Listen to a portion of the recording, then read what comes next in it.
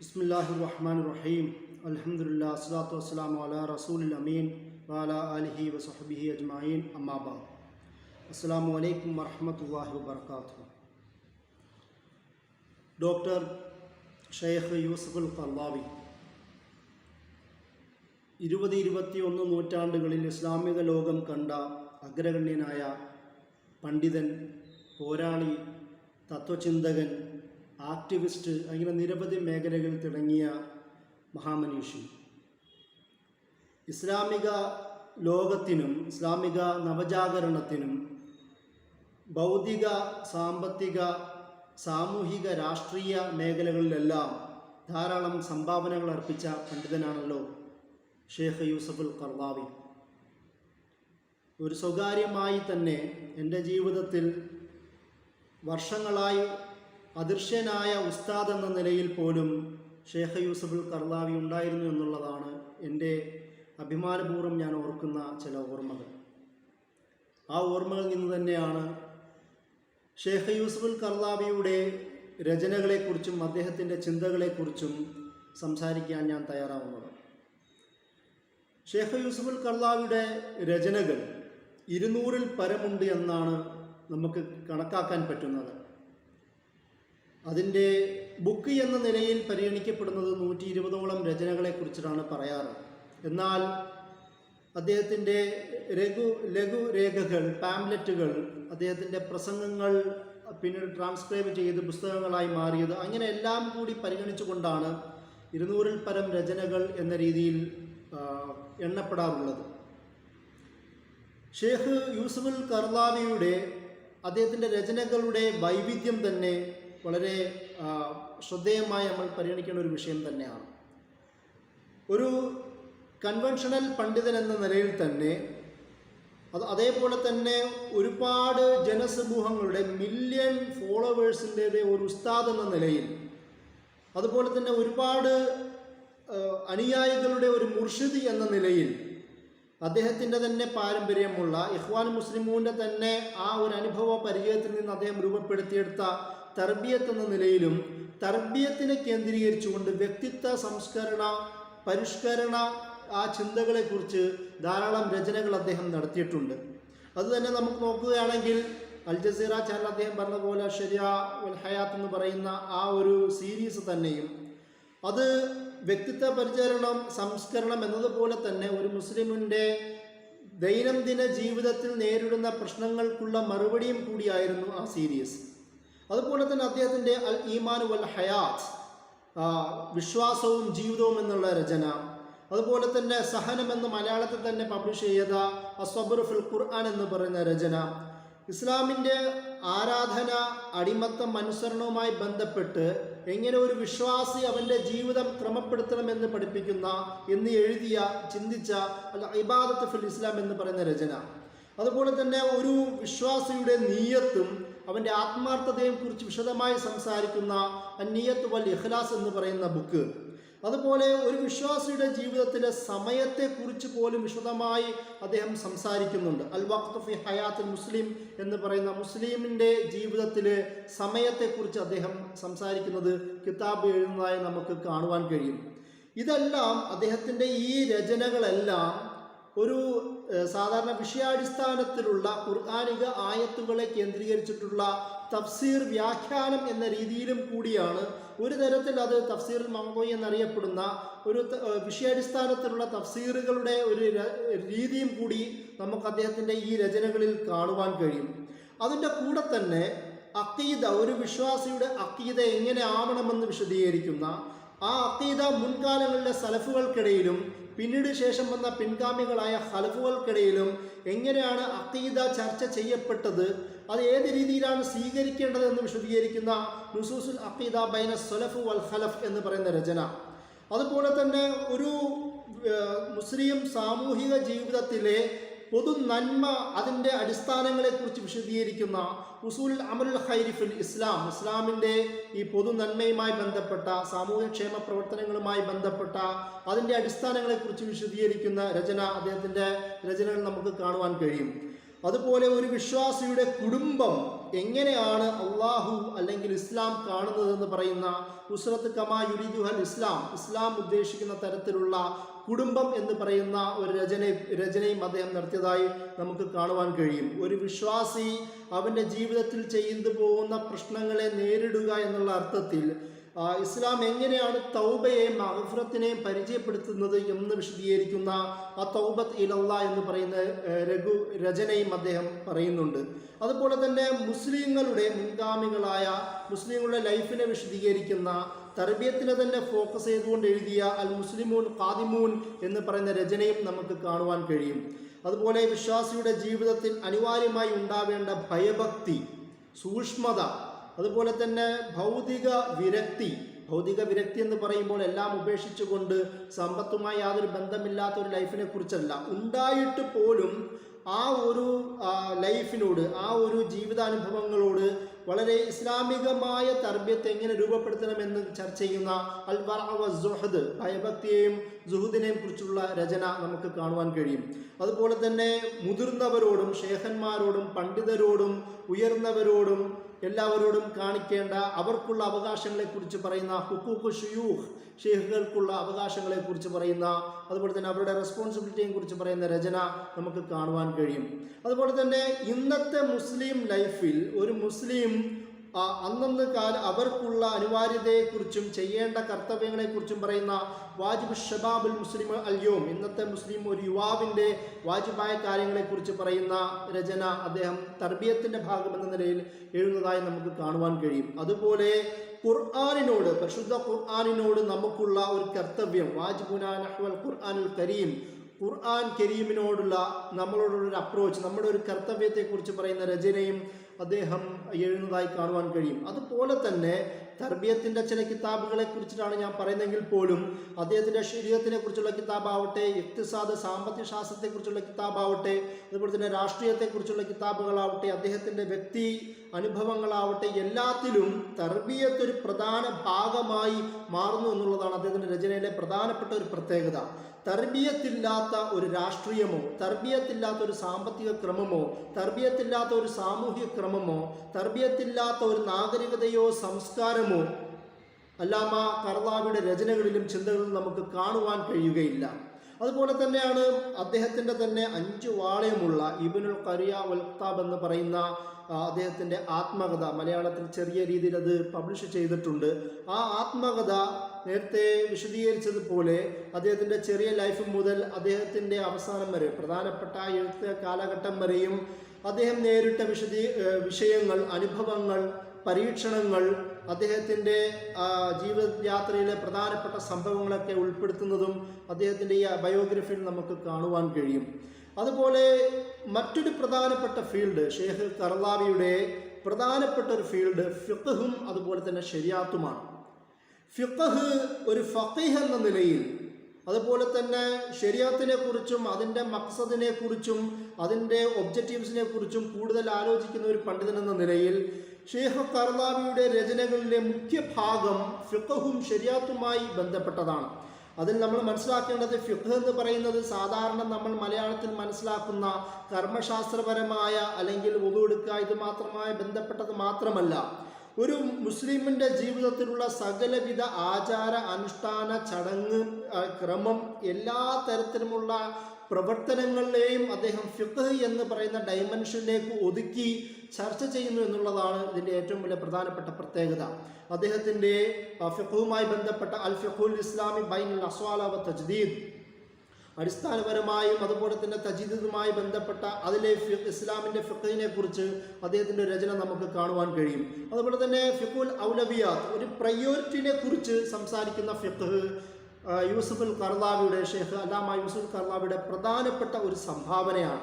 ഇസ്ലാമിക പ്രസ്ഥാനങ്ങൾക്ക് ഔലവിയാത്ത് ഹർക്കാത്തുൽ ഇസ്ലാമി എന്ന് പറയുന്ന പോലെ ഇസ്ലാമിക പ്രസ്ഥാനത്തിനുള്ള ഒരു ഔലവിയാത്ത്, ഒരു പ്രയോറിറ്റി, മുൻഗണനാക്രമം വേണമെന്ന് അദ്ദേഹം പറയുന്നത് നമുക്ക് കാണുവാൻ കഴിയും. അത് മലയാളത്തിൽ പബ്ലിഷ് ചെയ്തിട്ടുണ്ട്. അതുപോലെ തന്നെ മുൻഗണനാക്രമത്തെക്കുറിച്ച് സംസാരിക്കുമ്പോൾ അദ്ദേഹം തന്നെ ആദ്യകാലങ്ങളിൽ ബന്ധപ്പെട്ട, പിന്നീട് ഖത്തറിൽ വന്നതിന് ശേഷം ഒരു ഔദ്യോഗികമായി ബന്ധം വിജയിച്ച ഇഖ്വാൻ മുസ്ലിമൂനെ സസൂക്ഷ്മ നിരീക്ഷിക്കുകയും അവരുടെ പ്രവർത്തനങ്ങളിലെയും സ്ട്രാറ്റജികളിലെയും പദ്ധതികളിലെയും പ്രശ്നങ്ങളെ നിരൂപിക്കുകയും അവരോട് തന്നെ അദ്ദേഹത്തിൻ്റെ അഭിപ്രായം പറയുകയും ചെയ്യുന്ന സന്ദർഭങ്ങൾ ഒരുപാടുണ്ട്. ഈ ഫിഖ്ഹുൽ ഔലവിയാത്തിൻ്റെ, അതായത് ഒരു മുൻഗണനാക്രമത്തിൻ്റെ ഫിഖ്ഹിനെ കുറിച്ചുള്ള സംസാരത്തിൽ അന്ന് ആ ഒരു സമയത്ത് ഇഖ്വാൻ്റെ അൽ മുർഷിദാമായ മുഖ്യ കാര്യദർശിയായിരുന്ന മഅ്മൂനുൽ ഹുദൈബിയുമായിട്ടുള്ള ഒരു ചർച്ച അൽ ജസീറയിൽ വരുന്നുണ്ട്. അദ്ദേഹം പറയുന്നത് ഏതാണ്, ശരിയാത്താണോ സ്വാതന്ത്ര്യമാണോ, ഏതിനാണ് മുൻഗണന കൊടുക്കേണ്ടതെന്നുള്ള ചർച്ച വരുമ്പോൾ മഅ്മൂൻ ഹുദൈബി അതിന് ശരിയത്തിനാണെന്ന് പറയുമ്പോൾ യൂസുൽ ഖർളാവി അതിനെതിരായി മറുപടി പറയുകയും യൂസുൽ ഖർളാവി പറയുന്നത് ശരീഅത്ത് നടപ്പിലാക്കുന്നതിന് മുമ്പ് ഓരോ മനുഷ്യനും വേണ്ടത് അത് ഹുരിയത്താണ്, സ്വാതന്ത്ര്യമാണ്, ഫ്രീഡമാണ് എന്ന് പറയുന്ന ചിന്ത വെക്കുന്നുണ്ട്. അതായത് എല്ലാവർക്കും ഒരുപോലെ ഉണ്ടാവുന്ന ഫ്രീഡത്തിൽ അത് ലഭിക്കുന്നതോടുകൂടി ശരീഅത്തിനെ കൂടുതൽ അത് ഹടാകർഷിക്കുവാനും ശരീഅത്തിനെ സ്വീകരിക്കുവാനുള്ള മനസ്സ് രൂപപ്പെടും, സാമൂഹ്യ സാഹചര്യം, രാഷ്ട്രീയ സാഹചര്യം രൂപപ്പെടുമെന്ന് പറയുന്ന വിശദീകരണം അദ്ദേഹം വെക്കുന്നുണ്ട്. അദ്ദേഹത്തിൻ്റെ ഈ ഫിഖ്ഹുൽ ഔലവിയാത്തുമായി ബന്ധപ്പെട്ട രചനയിലാണ് അദ്ദേഹം അത് പറയുന്നത്. അതും അദ്ദേഹത്തിൻ്റെ ബാക്കിയുള്ള പ്രഭാഷണങ്ങളിലും ഖുതുബകളിലും ഈ ഒരു വിശദീകരണം അദ്ദേഹം കൈകാര്യം ചെയ്യുന്നുണ്ട്.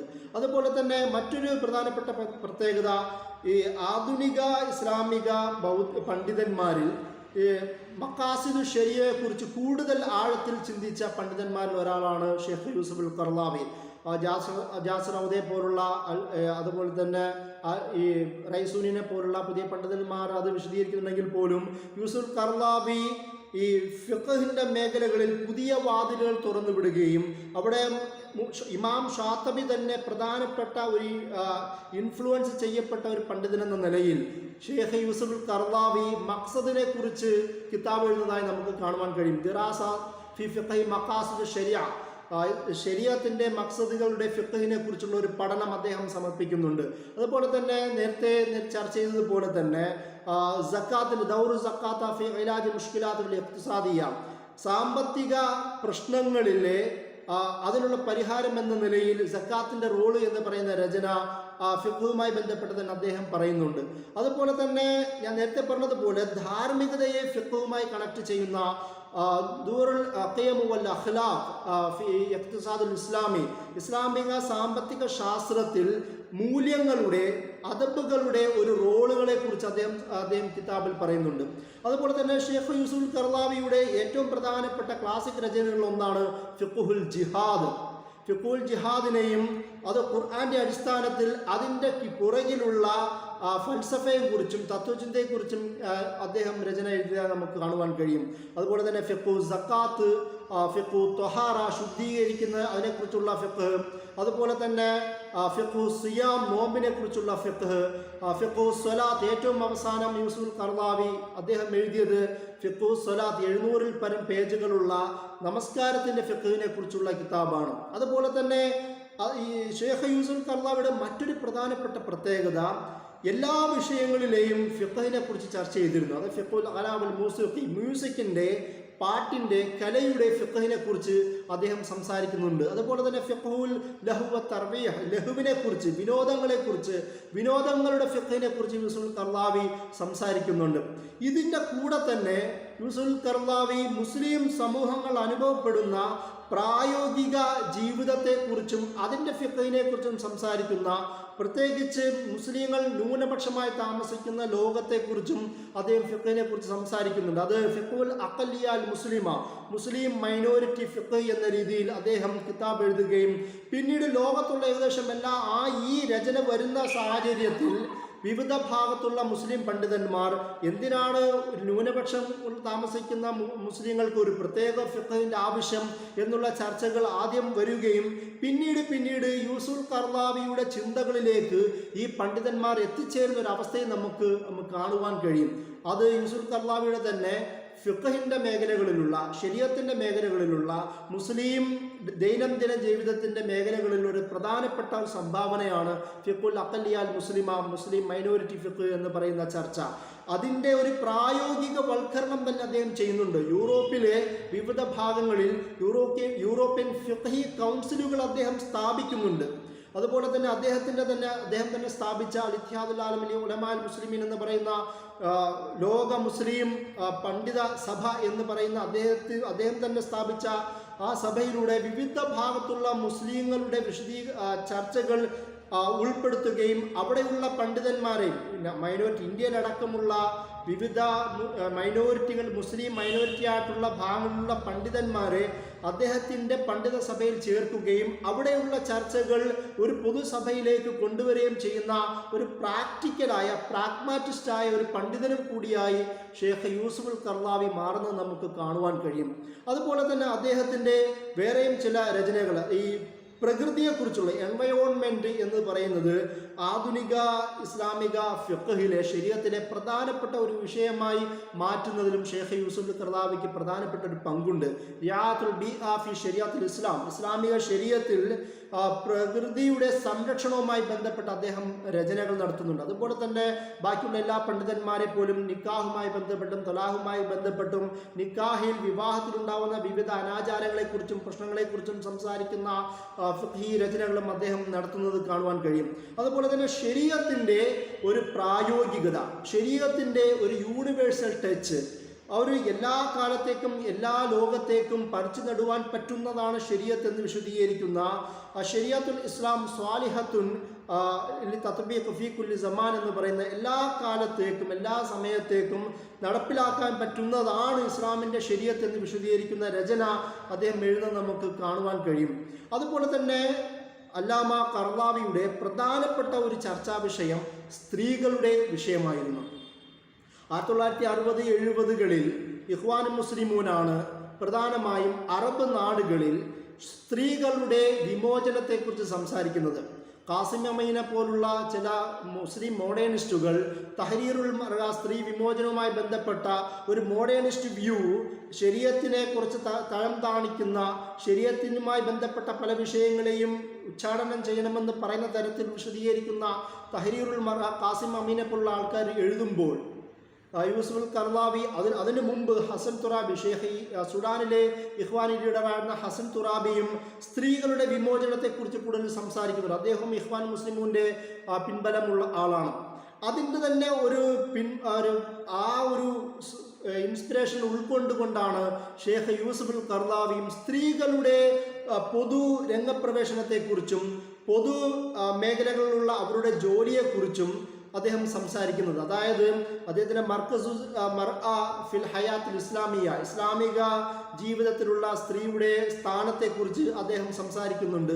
അതുപോലെ തന്നെ ഫത്താവ അൽ മർഅ മുസ്ലിമ എന്ന് പറയുന്ന മുസ്ലിം സ്ത്രീയെക്കുറിച്ചുള്ള ഫത്വകളുടെ കളക്ഷനും അദ്ദേഹം എഴുതുന്നത് നമുക്ക് കാണുവാൻ കഴിയും. ആ രചനയിൽ അദ്ദേഹം പറയുന്നത് ഹിജാബ് മാന്യമായി ധരിക്കുകയും സെക്യൂർഡായ വളരെ സേഫ്റ്റിയുള്ള ഒരു ഭാഗത്തിന് സ്വയം ഉറപ്പുവരുത്തുവാൻ കഴിയുമെങ്കിൽ ഏതൊരു സ്ത്രീക്കും പൊതുജനങ്ങളിൽ പൊതുഭാഗങ്ങളിൽ ഇടപെടുകയും അതുപോലെ തന്നെ ജോലി ചെയ്യുവാനും യാതൊരു തടസ്സവുമില്ല എന്ന് അദ്ദേഹം ഫത്വ പറയുന്നുണ്ട്. ഇതേത് സമയത്താണ് നമ്മൾ മനസ്സിലാക്കേണ്ടതുണ്ട്. അതായത് മുസ്ലിം ലോകത്ത് സ്ത്രീകളെക്കുറിച്ചുള്ള വ്യക്തമായ ചർച്ചകൾ പൊതു ഇടങ്ങളിൽ ഉണ്ടാവാത്ത ഒരു സാഹചര്യത്തിലാണ് യൂസുഫുൽ ഖർളാവി ഇങ്ങനെയുള്ള ഫത്വകൾ വരികയും അത് ആ സമയത്ത് വലിയ വിവാദമായി മാറുകയും പിന്നീട് ആരൊക്കെയാണോ വിവാദമായി എടുക്കുകയും വിമർശിക്കുകയും ചെയ്തത് അവർ തന്നെ പിന്നീട് യൂസുഫുൽ ഖർളാവിയുടെ സ്ത്രീകളെക്കുറിച്ചുള്ള ചിന്തകളിലേക്ക് അഭയം തേടുന്നതും നമുക്ക് കാണുവാൻ കഴിയും. ആ യൂസുഫുൽ ഖർളാവി തന്നെ അദ്ദേഹത്തിൻ്റെ ശരീഅത്തിൻ്റെ അല്ലെങ്കിൽ ഫിഖുമായി ബന്ധപ്പെട്ട് പ്രധാനമായും സ്വീകരിച്ച ഒരു മെത്തേഡാണ് വസത്തിയ എന്ന് പറയുന്നത്. ബാലൻസ്ഡ് ആയ ഒരു കാഴ്ചപ്പാട് രൂപപ്പെടുത്തേണ്ടതുണ്ട് എന്ന് അദ്ദേഹം പറയുന്നത്.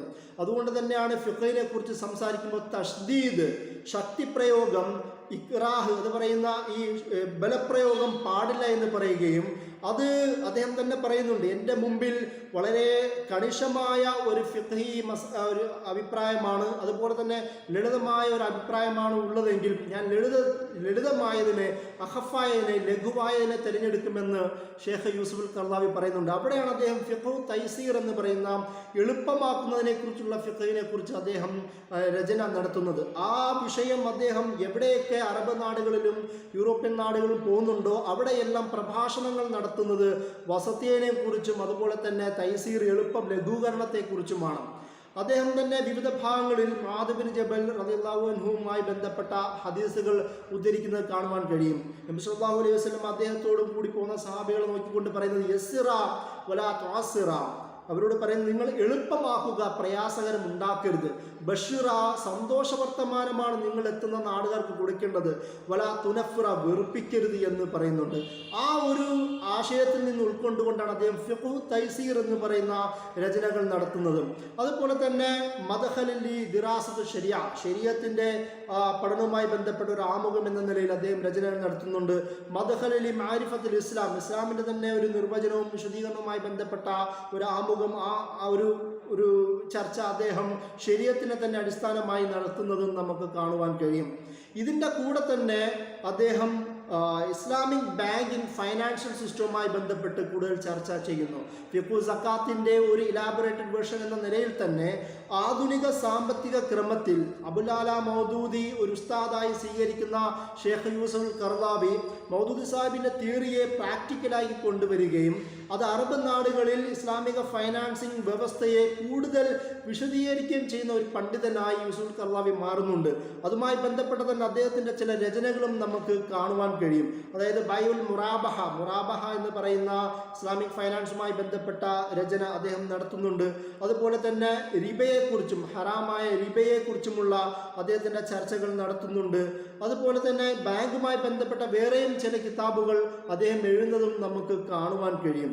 ഇതുപോലെ തന്നെ അദ്ദേഹം ഏറ്റവും കൂടുതൽ ലോകത്ത് പ്രസിദ്ധമായ അൽ ഹലാൽ വൽ ഹറാം, മലയാളത്തിൽ വിധിവിലക്കുകൾ എന്ന പേരിൽ അറിയപ്പെടുന്ന ആ രചന, അത് ഏറ്റവും കൂടുതൽ ഭാഷകളിലേക്ക് ട്രാൻസ്ലേറ്റ് ചെയ്യപ്പെടുകയും ഇന്നും നിലവിലും അദ്ദേഹത്തെ എതിർക്കുന്ന ആൾക്കാരടക്കം വലിയ റെഫറൻസായി സ്വീകരിക്കുന്ന രചനയായും അൽ ഹലാൽ വൽ ഹറാം എന്ന് പറയുന്ന വിധിവിലക്കുകൾ മാറുന്നതായി നമുക്ക് കാണുവാൻ കഴിയും. അതുപോലെ തന്നെ ഫിഖ്ഹിന്റെ അടിസ്ഥാനത്തിൽ നിന്നുകൊണ്ട് ഒരു രാഷ്ട്രീയ കാഴ്ചപ്പാട് രൂപീകരിക്കുന്ന ഷെയ്ഖുൽ ഇസ്ലാം ഇബ്നു തൈമിയയെയും ഇബ്നുൽ ഖയ്യിമിനെയും ഉസ്താദുമാരായി സ്വീകരിക്കുന്ന ഷെയ്ഖ് യൂസുഫ് ഖർദാവി എഴുതിയ രചനയാണ് അസിയാസ ഷറായിയ ഫി നുസൂസ് എന്ന് പറയുന്ന നുസൂസ് ശരിയ വ മഖാസിദുഹ, ശരീഅത്തിന്റെ അടിസ്ഥാനത്തിൽ തെളിവുകളുടെ അടിസ്ഥാനത്തിലുള്ള ഷറഈ പൊളിറ്റിക്സിനെ കുറിച്ച് അദ്ദേഹം രചന നടത്തുന്നുണ്ട്.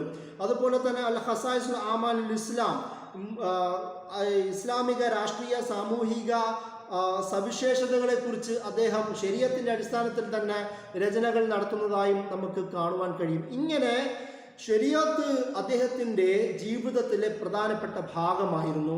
അതുകൊണ്ട് തന്നെയാണ് അദ്ദേഹത്തിൻ്റെ അൽ ജസീറ ചാനലിലുള്ള അദ്ദേഹത്തിൻ്റെ ഹയാത്തുൽ ശരീഅത്തുൽ ഹയാത്ത് എന്ന് പറയുന്ന ഒരു മുസ്ലിം ലൈഫിലെ ശരീഅത്തിൻ്റെ അനിവാര്യതയെക്കുറിച്ച് സംസാരിക്കുന്ന ടോക്ക് സീരീസ് അദ്ദേഹം നടത്തുന്നതായി നമുക്ക് കാണുവാൻ കഴിയും.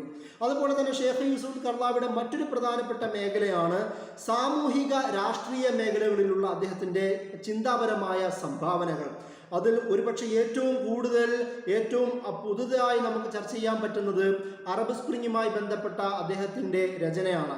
അതിൽ അസൗറ ഷോബ് എന്ന് പറയുന്ന ജനുവരി 25 നടന്ന അതിനെക്കുറിച്ച് തന്നെ അദ്ദേഹത്തിൻ്റെ ഒരു ചെറിയൊരു രചന നമുക്ക് കാണുവാൻ കഴിയും. അതുപോലെ തന്നെ ഷെയ്ഖ് യൂസുഫ് ഖർദാവി സാമൂഹിക രാഷ്ട്രീയമായി ബന്ധപ്പെട്ട പ്രധാനമായും ചിന്തിച്ച ഒരു മേഖല ഇസ്ലാമിക നവജാഗരണം എന്നുള്ളതാണ്. അതിൽ സഹ്വ ഇസ്ലാമിയ ബൽ ഇഖ്തിലാഫിൽ മഷ്റൂ വ തഫറുഖുൽ മദ്മൂം, അതായത് ഇസ്ലാമിക തെളിവുകളുടെ അടിസ്ഥാനത്തിൽ നിന്നുകൊണ്ട് തന്നെ എങ്ങനെയാണ് ശരിയായ തരത്തിലുള്ള ഇസ്ലാമിക നവജാഗരണത്തെ കൊണ്ടുവരാമെന്ന് അദ്ദേഹം സംസാരിക്കുന്നത് നമുക്ക് കാണുവാൻ കഴിയും. അതുപോലെ തന്നെ പക്വത നിറഞ്ഞ റുഷ്ദ് നിറഞ്ഞ ഇസ്ലാമിക നവജാഗരണത്തെക്കുറിച്ചുള്ള രചനകൾ അദ്ദേഹം നടത്തുന്നുണ്ട്. അതുപോലെ തന്നെ അൽ മുബശ്ശിറാത്ത് ബിൻതിസാറുൽ ഇസ്ലാം, ഇസ്ലാമിൻ്റെ വിജയത്തെക്കുറിച്ചുള്ള പ്രഖ്യാപനങ്ങൾ, അദ്ദേഹത്തിൻ്റെ ഒരു സന്തോഷ വർത്തമാനം എന്ന നിലയിൽ മുസ്ലിം സാമൂഹ്യ രാഷ്ട്രീയ ആഖ്യാനങ്ങൾ നടത്തുന്ന രചനയും അതിൻ്റെ കൂടെയുണ്ട്. അതുപോലെ തന്നെ അദ്ദേഹം പ്രധാനമായും എതിർത്ത സാമൂഹിക രാഷ്ട്രീയ മേഖലകളിൽ പ്രധാനമായും എതിർത്ത ഒന്നുള്ളതാണ് തീവ്രവാദത്തെക്കുറിച്ചിട്ടുള്ള മുസ്ലിം ചെറുപ്പക്കാർ രൂപപ്പെടുന്ന പുതിയ പ്രവണതകൾ. അതുകൊണ്ട് തന്നെ അദ്ദേഹം അതിൽ ളാഹിറത്തുൽ ഉലൂം ഫി തക്ഫീർ, മുസ്ലിം പണ്ഡിതന്മാർക്കിടയിൽ അതായത് ചെറിയ ചെറുപ്പക്കാർ ഓൺലൈൻ ഡിജിറ്റൽ സംവിധാനങ്ങളിലേക്ക് ആകർഷകരാവുകയും അല്ലെങ്കിൽ ഒരു യുവാക്കൾ ഇസ്ലാമിക ഇങ്ങനെയുള്ള ശരീഅത്തുമായി ബന്ധപ്പെട്ട വിഷയങ്ങളിൽ ആകർഷകരാവുകയും പെട്ടെന്ന് തന്നെ അത് ബ്ലാക്ക് ആൻഡ് വൈറ്റ് ഉള്ള ചർച്ചകളിലേക്ക് മാത്രമായി മാറുകയും അവിടെ ഏതെങ്കിലും ഒരു തരത്തിൽ ശത്രുവുമായി ഏതെങ്കിലും ഒരു തരത്തിലുള്ള സഹകരണമുള്ളവരോടോ അല്ലെങ്കിൽ തങ്ങൾക്ക് ഇഷ്ടമല്ലാത്ത കാഴ്ചപ്പാട് സ്വീകരിക്കുന്നവരോടോ കാഫറാക്കുന്ന പ്രവണതകൾ അറബ് ലോകത്ത് ശക്തമായ പശ്ചാത്തലത്തിൽ ലാഹിറത്തുൽ ഖുലൂബ് ഫി തക്ഫീർ എന്ന് പറയുന്ന തക്ഫീറിലെ ഈ കാഫറാക്കലിലെ ഈ അതിക്രമത്തെക്കുറിച്ചും ആ ഒരു തീവ്രവാദത്തെക്കുറിച്ചും അദ്ദേഹം രചനകൾ നടത്തുന്നതായി നമുക്ക് കാണുവാൻ കഴിയും. അതുപോലെ തന്നെ കലിമാത്ത് ഫിൽ വസത്തിയ വ മാലിമുഹ എന്ന് പറയുന്ന വസത്തിയ എന്ന് പറയുന്ന ബാലൻസിങ് എന്ന് പറയുന്ന അദ്ദേഹത്തിൻ്റെ അപ്രോച്ചിനെ കുറിച്ചുള്ള വിശദീകരണങ്ങൾ നൽകുന്നുണ്ട്. അതുപോലെ തന്നെ മുസ്ലിം സമൂഹത്തിൽ നേരത്തെ സക്കാത്ത് എന്ന് പറയുന്ന രചനകൾ പോലും മുസ്ലിം സമൂഹത്തിലുള്ള പോവർട്ടി ഇറാഡിക്കേഷൻ ദാരിദ്ര്യ നിർമ്മാർജ്ജനവുമായി ബന്ധപ്പെട്ട ചർച്ചകൾ നേരത്തെ ഫിഖ്ഹു സക്കാത്തുമായി സംസാരിച്ചതുപോലെ തന്നെ അദ്ദേഹം മുഷ്കിലത്തുൽ ഫഖർ ദാരിദ്ര്യത്തിൽ ഉണ്ടാക്കുന്ന പ്രശ്നങ്ങളെക്കുറിച്ചും അതെങ്ങനെയാണ് കൈഫ ആലജഹൽ ഇസ്ലാം എങ്ങനെയാണ് ഈ ഒരു ദാരിദ്ര്യത്തെ നിർമ്മാർജ്ജനം ചെയ്യാൻ ശ്രമിച്ചതെന്ന് പറയുന്ന രചനകൾ അദ്ദേഹം നടത്തുന്നുണ്ട്. അതുപോലെ തന്നെ ഇസ്ലാമിൻ്റെ ശത്രുക്കളെ കുറിച്ച് പറയുന്ന ആദാഉൽ ഇസ്ലാമിക പരിഹാരത്തിനുള്ള വിഷയങ്ങളെക്കുറിച്ച് അദ്ദേഹം സംസാരിക്കുന്നു. ഇസ്ലാമിനെ കുറിച്ചുള്ള പൊതുവായ ധാരണ പറയുന്ന രചനകൾ അദ്ദേഹം നടത്തുന്നു. അതുപോലെ തന്നെ തെറ്റിദ്ധാരണ ഉണ്ടാക്കുന്ന ആൾക്കാർക്ക് മറുപടി എന്ന നിലയിൽ അവരുടെ തെറ്റിദ്ധാരണകൾക്ക് മറുപടി എന്ന നിലയിൽ ഇസ്ലാം ബൈന ശുബ്ഹാത്ത് എന്ന് പറയുന്ന രചന അദ്ദേഹം നടത്തുന്നു. ഇസ്ലാം എന്നതിനെ ഒരു നാഗരികതയുടെ ഇനി വരുന്ന കാലത്തിൻ്റെ ഒരു നാഗരികതയാണ്, സംസ്കാരമാണ് എന്ന് പറയുന്ന അൽ ഇസ്ലാം ഹവാറത്തുൽ അഹദ്, ഇനി നാളെയുടെ നാഗരികതയാണ്, സംസ്കാരമാണ് ഇസ്ലാം എന്ന് പറയുന്ന രചന അദ്ദേഹം നടത്തുന്നു. വിവിധ ദീനി വിഭാഗങ്ങളുടെ മൈനോറിറ്റികളെ കുറിച്ച് അദ്ദേഹം രചന നടത്തുന്നു. അതുപോലെ തന്നെ ഇസ്ലാമിക ഉമ്മത്ത് എന്ന് പറയുന്നത് യാഥാർത്ഥ്യമാണ്, അതൊരു വഹും ഒരു ഊഹമല്ല എന്ന് പറയുന്ന അൽ ഉമ്മൽ ഇസ്ലാമിയ ഹഖീഖത്തുൽ ലാ വഹും എന്ന് പറയുന്ന രചന അദ്ദേഹം നടത്തുന്നുണ്ട്. അതുപോലെ തന്നെ എല്ലാ വിഷയത്തിലും ഇസ്ലാമിക പരിഹാരം, സാമൂഹ്യ രാഷ്ട്രീയ ഒരു മുസ്ലിം ലൈഫിൻ്റെ എല്ലാ മേഖലകളിലും ഒരു പരിഹാരം ആവശ്യമാണെന്ന് പറയുന്ന അൽ ഹല്ലുൽ ഇസ്ലാമി ഫരീളത്തുൻ വ വറൂറ, ഇസ്ലാമിക പരിഹാരം എന്ന് പറയുന്നത് നിർബന്ധവും അതുപോലെ തന്നെ അത്യാവശ്യവുമാണെന്ന് പറയുന്ന രചന അദ്ദേഹം നടത്തുന്നുണ്ട്. മുസ്ലിം സമൂഹത്തിൽ രൂപപ്പെട്ട വിവിധ ബിദ്അത്തിനെ കുറിച്ച് സംസാരിക്കുന്ന, ശരിയായ സുന്നത്തിൻ്റെ രൂപപ്പെടുത്തേണ്ട ആവശ്യത്തെക്കുറിച്ച് പറയുന്ന സുന്നത്ത് വൽ ബിദ്അ എന്ന് പറയുന്ന രചനയും അദ്ദേഹം നടത്തുന്നുണ്ട്. അതുപോലെ തന്നെ സഹ്വയെക്കുറിച്ച് തന്നെ ഒരു നവജാഗരണത്തെക്കുറിച്ച് തന്നെ പറയുന്ന സഹ്വ ഇസ്ലാമിഹ എന്ന് പറയുന്ന രചനയുണ്ട്. അതുപോലെ തന്നെ വിവിധ തീവ്രവാദത്തിനും നിഷ്ക്രിയത്വത്തിനും നടുവിലുള്ള ഇസ്ലാമിക നവജാഗരണത്തെക്കുറിച്ച് പറയുന്ന സഹ്വ ഇസ്ലാമിയ ബൈനൽ ജുഹൂദ് വ തത്തറുഫ് എന്ന് പറയുന്ന രചന നമുക്ക് കാണുവാൻ കഴിയും. അതുപോലെ തന്നെ അറബ് മുസ്ലിം നാടുകളിൽ രൂപപ്പെട്ട പ്രശ്നങ്ങളെക്കുറിച്ചും അവിടെ നടപ്പിലാക്കേണ്ട ഇസ്ലാമിക നവജാഗരണത്തെക്കുറിച്ചുമുള്ള സഹ്വ ഇസ്ലാമിയ ഹുമുമുൽ വത്തനുൽ അറബിയുൽ ഇസ്ലാമി എന്ന് പറയുന്ന രചനകളും അദ്ദേഹം നടത്തുന്നുണ്ട്. ലോക മുസ്ലിം സമൂഹത്തിന് അനിവാര്യമായും ഉണ്ടാവേണ്ട സക്കാഫത്തിനെ കുറിച്ച്, സക്കാഫ അൽ അറബിയൽ ഇസ്ലാമിയ ബൈനൽ അസാല വൽ മുആസിറ, ആധുനിക മുൻകാലങ്ങളിലെയും ഇപ്പോഴുള്ള സമകാലിക ലോകത്തിലും ഉണ്ടാവേണ്ട സക്കാഫത്തിനെ കുറിച്ചും അതായത് നാഗരികതയെക്കുറിച്ചുമുള്ള ചർച്ചകൾ അദ്ദേഹം നടത്തുന്നത് നമുക്ക് കാണുവാൻ കഴിയും. ഇങ്ങനെ അദ്ദേഹം സാമൂഹ്യ രാഷ്ട്രീയ വിഷയത്തിൽ നിരവധി രചനകൾ അദ്ദേഹം നടത്തുന്നുണ്ട്. അതുപോലെ തന്നെ ഇൻ്റർനാഷണൽ റിലേഷനുമായി ബന്ധപ്പെട്ടും പൊളിറ്റിക്കൽ തിയറിയുമായി ബന്ധപ്പെട്ടുമുള്ള ചില രചനകൾ നമുക്ക് കാണുവാൻ കഴിയും. ഇൻ്റർനാഷണൽ റിലേഷനുമായി ബന്ധപ്പെട്ട് അദ്ദേഹം ഏറ്റവും കൂടുതൽ സംസാരിക്കുന്നത് ഫലസ്തീൻ തന്നെയാണ്. ഫലസ്തീനെ കുറിച്ച് അദ്ദേഹം തന്നെ പറയുന്നത് ഖുദ്സ് ഇല്ലാത്ത ഫലസ്തീൻ എന്ന് പറയുന്നത് റഅസുൻ ജുസ്മാനും ബിലാ റഅസ്, തലയില്ലാത്ത ശരീരം പോലെയാണെന്ന് അദ്ദേഹം കവിത എഴുതുന്നുണ്ട്. അൽ ഖുദൂസ് ഖളിയത്തുൽ കുല്ലി മുസ്ലിം, എല്ലാ മുസ്ലിങ്ങളുടെയും പ്രധാനപ്പെട്ട വിഷയമാണ് ഖുദൂസ് എന്ന് പറയുന്ന രചന അദ്ദേഹം നടത്തുന്നുണ്ട്. അതുപോലെ തന്നെ ഇസ്ലാമിക സിസ്റ്റം എന്നതിൻ്റെ അപ്പുറം പുതിയ ഐഡിയോളജികളെ കൈകാര്യം ചെയ്യുന്ന അൽ ഇസ്ലാം വൽ അൽമാനിയ എന്ന് പറയുന്ന വജ്ഹ്, സെക്യുലറിസവും ഇസ്ലാമും മുഖാമുഖം എന്ന് പറയുന്ന രചന അദ്ദേഹം നടത്തുന്നുണ്ട്. അതുപോലെ തന്നെ സെക്യുലറിസം ലോകത്തുണ്ടാക്കിയ ഭീകര പ്രവർത്തനങ്ങളെക്കുറിച്ച് സംസാരിക്കുന്ന തത്തറുഫുൽ അൽമാനി ഫി മുവാജഹത്തുൽ ഇസ്ലാം എന്ന് പറയുന്ന സെക്യുലറിസത്തിൻ്റെ ഭീകരതയെക്കുറിച്ച് അദ്ദേഹം സംസാരിക്കുന്നുണ്ട്. അതിൻ്റെ കൂടെ തന്നെ ഒരു ഏറ്റവും കൂടുതൽ അപ്ഡേറ്റായി മാറിയ പണ്ഡിതൻ എന്ന നിലയിൽ ഉണ്ടാവുന്ന പുതിയ ചിന്തകളെയും പുതിയ പ്രവണതകളെയും കുറിച്ച് സംസാരിക്കുന്ന യൂസുഫ് ഖർളാവിയും ആഗോളവൽക്കരണവും മുസ്ലിങ്ങളും എന്ന പേരിൽ അൽ മുസ്ലിമൂന വൽ ഔലമ എന്ന് പറയുന്ന രചനകളും അദ്ദേഹം നടത്തുന്നത് നമുക്ക് കാണുവാൻ കഴിയും. ഇങ്ങനെ വിവിധ IR-മായി ബന്ധപ്പെട്ടും ഇൻ്റർനാഷണൽ റിലേഷനുമായി ബന്ധപ്പെട്ടും പൊളിറ്റിക്കൽ തിയറിയുമായി ബന്ധപ്പെട്ടും പൊതു തിയറികളെയും പൊതു കൺസെപ്റ്റിനെയും കൈകാര്യം ചെയ്ത ഒരു പണ്ഡിതനും കൂടിയാണ് യൂസുഫ് ഖർളാവി.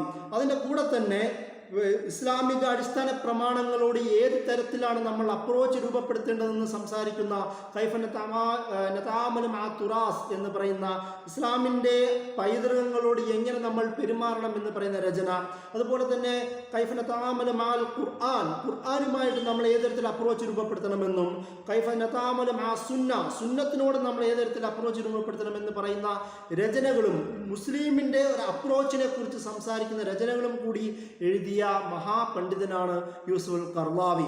ഇതിൻ്റെ കൂടെ തന്നെ നമ്മൾ പ്രത്യേകം പറയേണ്ടത് ഈ പൊളിറ്റിക്സ്, ഇസ്ലാമിൻ്റെ രാഷ്ട്രീയ വശത്തെ ശരീഅത്തുമായി ബന്ധപ്പെട്ടും ഫിഖ്ഹുമായി ബന്ധപ്പെട്ടും എഴുതിയ എല്ലാ രചനകളും ഇസ്ലാമിൻ്റെ രാഷ്ട്രീയ വശത്തെ കൂടുതൽ ഊന്നുന്ന രചനകളും കൂടിയാണ് എന്ന് നമ്മൾ മനസ്സിലാക്കേണ്ടത്. അതിൻ്റെ കൂടെ തന്നെ അദ്ദീനു വ സിയാസ, ദീനും രാഷ്ട്രീയവും എന്ന് പറയുന്ന രചന അദ്ദേഹം നടത്തുന്നുണ്ട്. അതുപോലെ തന്നെ ഫിഖ്ഹു ദൗല, ഒരു രാഷ്ട്രത്തിൻ്റെ ഫിഖ്ഹിനെ കുറിച്ച് അദ്ദേഹം സംസാരിക്കുന്നുണ്ട്. അസിയാസ ഷറയ്യ ഫി ലൗഇ നുസൂസ് ഷറയ്യ, ശരീഅത്തിൻ്റെ അടിസ്ഥാനത്തിലുള്ള ഷറഈ ലീഗൽ തിയറികളെ കുറിച്ച് അദ്ദേഹം സംസാരിക്കുന്നത് നമുക്ക് കാണുവാൻ കഴിയും.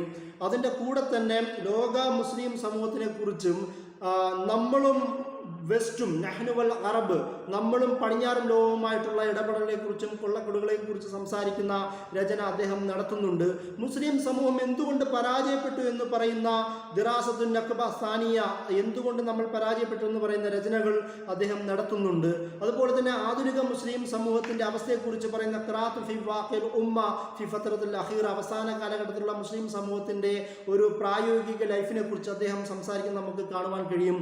എന്തുകൊണ്ട് ആധുനിക സമൂഹത്തിൽ ഇസ്ലാം അനിവാര്യമായി വരുന്നു എന്ന് പറയുന്ന ലിമാദൽ ഇസ്ലാം, എന്തുകൊണ്ട് ഇസ്ലാം എന്ന് പറയുന്ന രചന അദ്ദേഹം നടത്തുന്നുണ്ട്. അതിൻ്റെ കൂടെ തന്നെ മുസ്ലിം സമൂഹത്തിലുള്ള വിവിധ വിഭാഗങ്ങളെ സംസാരിക്കുന്ന മബാദി ഫിൽ ഹിവാർ വ തഖ്രീബ് ബൈനൽ മദാഹിബ് വൽ ഫിർഖൽ ഇസ്ലാമിയ, മുസ്ലിം സമൂഹത്തിലുള്ള വിവിധ ഗ്രൂപ്പുകളും അതുപോലെ തന്നെ വിവിധ മദ്ഹബുകൾക്കിടയിലുള്ള താരതമ്യ പഠനം നടത്തുന്ന രചനകളും അദ്ദേഹം നടത്തുന്നുണ്ട്.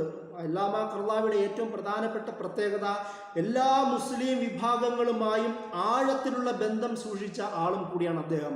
അതുകൊണ്ട് തന്നെ അദ്ദേഹത്തിൻ്റെ രചനയിലെ പ്രധാനപ്പെട്ട ഒരു വിഭാഗം ഫിഖ്ഹിൻ്റെ വിവിധ വൈവിധ്യത്തെക്കുറിച്ച് സംസാരിക്കുക, അതുപോലെ ഷാഫി, ഹനഫി, ഹംബലി, ളാഹിരി എല്ലാ വിഭാഗത്തെക്കുറിച്ചും വ്യക്തമായ ധാരണകളും അതുപോലെ തന്നെ അതിൻ്റെ ഫത്വകളിൽ കൂടുതൽ പ്രകടമാവുന്നതും നമുക്ക് കാണുവാൻ കഴിയും. ഇതിൻ്റെ കൂടെ തന്നെയാണ് ഷെയ്ഖ് യൂസുഫുൽ ഖർളാവിയുടെ മറ്റൊരു പ്രധാനപ്പെട്ട മേഖല, അത് അദ്ദേഹത്തിൻ്റെ സാഹിത്യ മേഖലയാണ്. ഷെയ്ഖ് യൂസുഫുൽ ഖർളാവി ഒരു കൺവെൻഷണൽ പണ്ഡിതൻ എന്നതിൻ്റെ അപ്പുറം സമകാലിക ലോകത്ത് ഏറ്റവും കൂടുതൽ ഇടപെടുന്ന ഒരാൾ എന്ന നിലയിലും അതിൻ്റെ കൂടെ തന്നെ ഒരു സാഹിത്യകാരനും ഒരു പോയറ്റും ഒരു നാടകകൃത്തും കൂടിയാണ് എന്നതും നമ്മൾ പ്രത്യേകം മനസ്സിലാക്കേണ്ടതുണ്ട്. അദ്ദേഹത്തിന് നഫാത്തും ലഹ്ഫാത്ത് എന്ന് പറയുന്ന കവിതകളുടെ ഒരു കളക്ഷൻ ഉണ്ട്. അൽ മുസ്ലിമൂന ഖാദിമൂൻ, നേരത്തെ പറഞ്ഞ കവിത മുസ്ലിങ്ങളെ കുറിച്ച് പറയുന്ന ഒരു കവിത ഉണ്ട്. യൂസുഫ് സുദ്ദീഖ് എന്ന് പറയുന്ന യൂസുഫുൽ ഖർളാവിയുടെ നാടകവും കൂടി നമുക്ക് കാണുവാൻ കഴിയും. അദ്ദേഹം ഇസ്ലാമും കലീം എന്ന് പറയുന്ന മലയാളത്തിൽ പബ്ലിഷ് ചെയ്ത ആ രചനയിൽ അദ്ദേഹം ആമുഖത്തിൽ തന്നെ പറയുന്നുണ്ട്, ഈജിപ്തിൻ്റെ അദ്ദേഹത്തിൻ്റെ വിവിധ ഭാഗങ്ങളിൽ തെരുവ് നാടകങ്ങൾ കളിച്ചു നടന്ന ഒരു ഓർമ്മ അദ്ദേഹം പങ്കുവെക്കുന്നുണ്ട്. അതേ യൂസുഫുൽ ഖർളാവി തന്നെ യൂസുഫ് സുദ്ദീഖ്, യൂസുഫ് അലൈഹി ഇസ്ലാമിനെ കുറിച്ച് അദ്ദേഹം കവിത്വം നിറഞ്ഞ നാടകം അദ്ദേഹം എഴുതുന്നുണ്ട്. അതുപോലെ തന്നെ ഒരു ചരിത്രപരമായ നാടകം എന്ന നിലയിൽ യൂസുഫ് ഖർളാവി എഴുതിയ ആലിമു താഗയ്യ, സയ്യിദ് ബിൻ ജുബൈർ റളിയല്ലാഹു അൻഹു, അതുപോലെ തന്നെ ഹജ്ജാജ് ബിൻ യൂസുഫിൻ തമ്മിലിടെയുള്ള സംഭവവികാസങ്ങളെ വിശദീകരിക്കുന്ന നാടകവും അദ്ദേഹം എഴുതുന്നുണ്ട്. ഒരു നടനും നാടകകൃത്തും കവിയും ആയ മഹാപണ്ഡിതനും കൂടിയാണ്. ഈ മേഖലകളിലെല്ലാം ഒരുപോലെ ഇടപെടാൻ കഴിഞ്ഞ ആളും കൂടിയായിരുന്നു ഷെയ്ഖ് യൂസുഫുൽ ഖർളാവി. അതുകൊണ്ട് മുസ്ലിം മനസ്സിനെ തിരിച്ചറിയാനും മുസ്ലിങ്ങളുടെ ഗദ്ഗതത്തെ മനസ്സിലാക്കുവാനും അത് കൂടുതൽ പ്രകാശിപ്പിക്കുവാനും കഴിഞ്ഞ ഒരാളും കൂടിയാണ് അദ്ദേഹം. അതിൻ്റെ കൂടെ തന്നെ അദ്ദേഹം സലഫി വിഭാഗങ്ങളുമായി നല്ല ബന്ധം, ഷെയ്ഖ് ഇബ്നു ബാസുമായി ബന്ധപ്പെട്ട് ഒരുപാട് കഥകളുണ്ട്. അദ്ദേഹവുമായി നല്ല ആദരവുള്ള ഒരു പണ്ഡിതനായിരുന്നു. പക്ഷേ സലഫി വിഭാഗങ്ങൾക്കിടയിൽ രൂപപ്പെട്ട അതിതീവ്രതയെ അദ്ദേഹം തിരുത്തണം എന്ന് പറയുകയും അതിൻ്റെ കൂടെ തന്നെ സൂഫി വിഭാഗങ്ങളിൽ ഉണ്ടാവുന്ന അനാചാരങ്ങളെ ഒഴിവാക്കി അതിനൊരു സലഫിയ രൂപം ഉണ്ടാവണമെന്ന് പറയുന്ന അദ്ദേഹത്തിൻ്റെ ചിന്തകൾ തസ്ലീഫുൽ സൂഫിയ, സൂഫികളെ സലഫിവൽക്കരിക്കുകയും തസ്വീഫ് സലഫിയ, സലഫികളെ സൂഫിവൽക്കരിക്കേണ്ട ഒരു ആവശ്യത്തെക്കുറിച്ച് ഷെയ്ഖ് യൂസുഫുൽ ഖർളാവി സംസാരിക്കുന്നത് നമുക്ക് കാണുവാൻ കഴിയും. ഷെയ്ഖ് യൂസുൽ കർലാവിനെ ഷെയ്ഖ് വസ്ഫി ആഷൂർ അബൂ സൈദിൻ അടക്കമുള്ള പണ്ഡിതന്മാർ വിശദീകരിക്കുന്നത് അൽ ഇമാമു സായിർ, കലാപകാരിയായ ഓപ്പോസിഷണൽ ഫിഗറായ പ്രക്ഷോഭകാരിയായ പണ്ഡിതൻ എന്ന നിലയിലാണ്. ഷെയ്ഖ് യൂസുൽ കർലാവിയുടെ പ്രധാനപ്പെട്ട അദ്ദേഹത്തിൻ്റെ ചിന്തയിലെ അവസാന ഭാഗം എന്ന നിലയിൽ ഞാൻ പറയാൻ ഉദ്ദേശിക്കുന്നത് അദ്ദേഹത്തിൻ്റെ ഫത്വകളെ കുറിച്ചിട്ടാണ്. ഏറ്റവും കൂടുതൽ അദ്ദേഹം ലോകത്ത് ഫേമസ് ആയതും ഇൻഫേമസ് ആയതും അദ്ദേഹത്തിൻ്റെ ഫത്വകളിലൂടെയാണ്. അത് എന്തുകൊണ്ടെന്നാൽ അദ്ദേഹത്തിൻ്റെ കലാപകാരിയായ പ്രക്ഷോഭകാരിയായ ഒരു പണ്ഡിതൻ അദ്ദേഹത്തിൻ്റെ ജീവിതത്തിലുണ്ട് എന്നതുകൊണ്ടാണ്. അതിൽ ഷെയ്ഖ് യൂസുൽ കർലാവി പ്രധാനമായും പറഞ്ഞത് ഫലസ്തീനിലെ സയോണിസ്റ്റ് സൈന്യത്തിനെതിരെ ഒരു ഇസ്തിഷ്ഹാദ്, അങ്ങനെ ഒരു ബോംബ്, സൂയിസൈഡ് ബോംബ് എന്നുള്ള പദം അത് വലിയൊരു അപകടം നിറഞ്ഞ പദമാണ്. ആ ഒരു ആശയം, അതായത് ആ ഒരു ശത്രുവിനെ, തന്നെ എതിർക്കാൻ വരുന്ന ശത്രുവിനിടയിൽ കനത്ത ആഘാതം സൃഷ്ടിക്കാൻ കഴിയുമെന്ന് ഉറപ്പ് വരുകയാണെങ്കിൽ അവിടെ നമുക്ക് ആ ബോംബാക്രമണം, ശരീരത്തിൽ ബോംബ് ഘടിപ്പിച്ചുകൊണ്ട് ബോംബാക്രമണം നടത്താമെന്ന് പറയുന്ന ഫത്വ അദ്ദേഹം പറയുന്നതോടുകൂടി അദ്ദേഹം മുമ്പ് സഞ്ചരിച്ചിരുന്ന പല യൂറോപ്യൻ രാഷ്ട്രങ്ങളും അദ്ദേഹം ബാൻ ചെയ്യുന്നതായും നമുക്ക് കാണുവാൻ കഴിയും. അത് എന്തുകൊണ്ടെന്ന് ആലോചിച്ച് നോക്കാം. കാരണം ഏതൊരു നാഗരികതയുടെയും ഏതൊരു സമൂഹത്തിൻ്റെയും ചരിത്രത്തിൽ ഒരു രക്തസാക്ഷി എന്ന് പറയുന്നത് സ്വന്തം ശരീരത്തെ മറന്നുകൊണ്ട് ശത്രുവിനോട് നേരിടുകയും അതിൽ ആഹ്ലാദം കൊള്ളുകയും സന്തോഷം വരികയും ചെയ്യുന്നതിനെയാണല്ലോ നമ്മൾ അഷഹാദത്ത്, രക്തസാക്ഷ്യം എന്ന് പറയുന്നത്. അത് ഇസ്ലാമല്ല, ഏതൊരു പ്രത്യശാസ്ത്രവും അതിനങ്ങനെ തന്നെയാണ് സ്വീകരിക്കുന്നത്. മൗലാന അല്ലാമ കർലാവി അതിനൊരു ദീനി മുഖം നൽകിയെന്നത് മാത്രമാണ് ചെയ്തത്. പക്ഷേ അതിൻ്റെ പേരിൽ അദ്ദേഹത്തെ ബാൻ ചെയ്തു എന്നുള്ളതാണ് നമുക്ക് കാണുവാൻ കഴിയുന്നത്. അതുപോലെ തന്നെ അദ്ദേഹത്തിൻ്റെയും വേറെയും ചില ഫത്വകൾ അറബ് സ്പ്രിങ്ങുമായി നടന്ന പശ്ചാത്തലത്തിൽ ജനങ്ങൾക്കൊപ്പം നിന്ന പണ്ഡിതനാണ്. ബാക്കിയുള്ള എല്ലാ നാടുകളിലും അവിടുത്തെ കൊട്ടാര പണ്ഡിതന്മാർ അവിടുത്തെ രാജഭരണകൂടങ്ങൾക്കൊപ്പം നിന്ന പശ്ചാത്തലത്തിൽ ജനങ്ങൾക്കൊപ്പം നിന്ന പണ്ഡിതനാണ്. അതിനുവേണ്ടി ഫത്വ പുറപ്പെടുവിച്ച ആളും കൂടിയാണ്. ഒരു ഘട്ടത്തിൽ ഗദ്ദാഫിയെ വളഞ്ഞ പശ്ചാത്തലത്തിൽ അവിടെയുള്ള ആൾക്കാരുടെ ഗദ്ദാഫിയെ ഈ ഒരു വിഷയങ്ങൾ വധിക്കാം എന്ന് പോലും TV-യിൽ ഫത്വ നൽകിയ ആളും കൂടിയായിരുന്നു ഷെയ്ഖ് യൂസുൽ കർലാവി. അതുപോലെ തന്നെ ഖത്തർ എന്ന് പറയുന്ന ആ ഒരു ചെറു രാജ്യത്തെ 1960-കൾക്ക് ശേഷം എത്തിയതിനു ശേഷം ഇന്നത്തെ ഉള്ള ഒരു വലിയൊരു വൈജ്ഞാനിക ഹബ്ബാക്കി മാറ്റുന്നതിലും ലോക മുസ്ലിം സമൂഹത്തിനിടയിൽ ഖത്തർ എന്ന് പറയുന്ന ഒരു ഇസ്ലാമിക പൈതൃകം എന്ന നിലയിലും ഒരു ഇസ്ലാമിക അടയാളം എന്ന നിലയിലേക്കും ആക്കി മാറ്റുന്നതിൽ ഷെയ്ഖ് യൂസുൽ കർലാവിക്ക് അഭേദ്യമായ ബന്ധമുണ്ട് എന്നും കൂടി നമ്മൾ മനസ്സിലാക്കേണ്ടതുണ്ട്. അവിടുത്തെ ഷെയ്ഖ് ഹമ്മാദ് ആവട്ടെ, ഷെയ്ഖ് തമീം ആവട്ടെ, അവിടുത്തെ അമീർമാരുമായും ആ കുടുംബവുമായും നല്ല ബന്ധമുണ്ടാവുകയും അത് ഒരു കീഴ്വണക്കം എന്നതിന് ഉപരി അവരുടെ മെന്ററായി മാറുകയും അവരെ പോലും വിമർശിക്കാൻ പറ്റുന്ന തരത്തിലേക്ക് യൂസുൽ കർലാവി മാറുന്നു എന്നുള്ളതാണ്. അദ്ദേഹത്തിൻ്റെ പ്രഭാഷണത്തിൽ അദ്ദേഹം തന്നെ എടുത്തു പറയുന്ന ഒരു കാര്യം, അദ്ദേഹം പറയുന്നത്, അതായത് എനിക്ക് വേണമായിരുന്നുവെങ്കിൽ ഈ അസറിൽ തന്നെ നിൽക്കുകയും അവരുടെ താല്പര്യത്തിനൊത്ത് തുള്ളുകയും അവരുടെ വലിയ സ്ഥാനം എനിക്ക് ലഭിക്കുമായിരുന്നു. പക്ഷെ ഞാൻ അതിന് മാറ്റി എനിക്ക് എൻ്റെതായ ഒരു കാഴ്ചപ്പാടുണ്ടെന്ന് അദ്ദേഹം പറയുന്നുണ്ട്. അദ്ദേഹം പ്രധാനമായും അവസാനം പറയുന്നത്, ഞാൻ എൻ്റെ അഖീദത്തിൻ്റെ പാശത്തിൽ മുറുകെ പിടിച്ചുകൊണ്ട് തന്നെ ഞാൻ ജീവിക്കും. അദ്ദേഹം പറയുന്നത്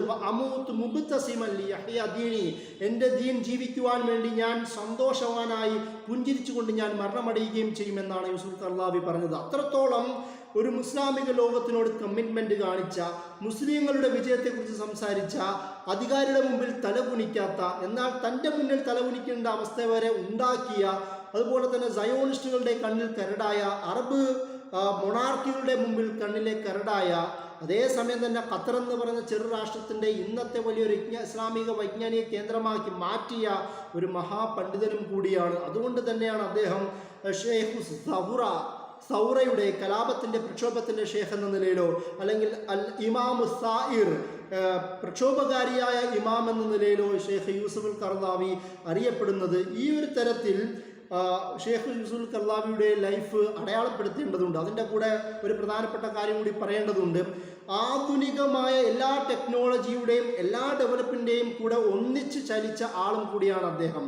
ആദ്യം റേഡിയോ വന്നപ്പോൾ റേഡിയോയിൽ പരിപാടി നടത്തുകയും TV വന്നപ്പോൾ TV-യിൽ പരിപാടി നടത്തുകയും അതുപോലെ തന്നെ ഇൻ്റർനെറ്റ് വരുമ്പോൾ ഇൻ്റർനെറ്റുകളിൽ ചാനലുകളും വെബ്സൈറ്റുകളും ഉണ്ടാക്കുകയും അതിൻ്റെ കൂടെ ട്വിറ്ററിലും ഫേസ്ബുക്കിലും എല്ലാ മേഖലകളിലും സജീവമാവുന്ന, എല്ലാ മേഖലകളിലും അദ്ദേഹത്തോട് സംവദിക്കാൻ തയ്യാറാവുന്നവരോട് റെസ്പോണ്ട് ചെയ്യുന്ന ഒരു പണ്ഡിതനായും അതുപോലെ തന്നെ അതുകൊണ്ട് തന്നെയാണ് വിവിധ വെസ്റ്റേൺ പണ്ഡിതന്മാർ അദ്ദേഹത്തിനെ ഗ്ലോബൽ മുഫ്തി എന്ന് വിളിക്കുന്നത്. ആഗോള മുഫ്തി എന്ന തലത്തിലേക്ക് അദ്ദേഹം മാറുന്നത്. മുസ്ലിം സമൂഹത്തിൻ്റെ ഒരു തത്വചിന്തകനായും ഒരു പരിഷ്കർത്താവായും ഒരു ഇമാമായും ഒരു മുജിദ്ദായും ഒരു മുജ്തഹിദായും അതുപോലെ തന്നെ ഒരു ഫഖീഹായും ഒരു മുഫസ്സിറായും അദ്ദേഹത്തിന് അമ്മജുസൈൻ്റെ വിശദീകരണം കാണുവാൻ കഴിയും. വിഷയാടിസ്ഥാനത്തിലുള്ള തഫ്സീറുകൾ പോലും നമുക്ക് കാണുവാൻ കഴിയും. അങ്ങനെ വിവിധ മേഖലകളിൽ ഫിഖ് ആവട്ടെ, ഹദീസ് ആവട്ടെ, ഖുർആനാവട്ടെ, ചരിത്രമാവട്ടെ, അത് കലയാവട്ടെ, അതിൻ്റെ പോലെ തന്നെ ഭാഷയാവട്ടെ, സംസ്കാരമാവട്ടെ, നാഗരികതയാവട്ടെ, എല്ലാ മേഖലകളിലും 200-ൽ പരം കിതാബുകൾ എഴുതുവാനും പ്രഭാഷണങ്ങൾ നടത്തുവാനും ചർച്ചകൾ നടത്തുവാനും തയ്യാറായ, ഇസ്ലാമിക ലോകത്തിന് വേണ്ടി ജനിക്കുകയും ജീവിക്കുകയും മരിക്കുകയും ചെയ്ത മഹാനായ പണ്ഡിതനാണ് ഷെയ്ഖ് യൂസുഫുൽ ഖർളാവി. അദ്ദേഹത്തിന് അല്ലാഹു സുബ്ഹാനഹു വ തആല മഹത്തായ അനുഗ്രഹം നൽകി അനുഗ്രഹിക്കട്ടെ. വഖർദവാന അൽഹംദുലില്ലാഹി റബ്ബിൽ ആലമീൻ. അസ്സലാമു അലൈക്കും.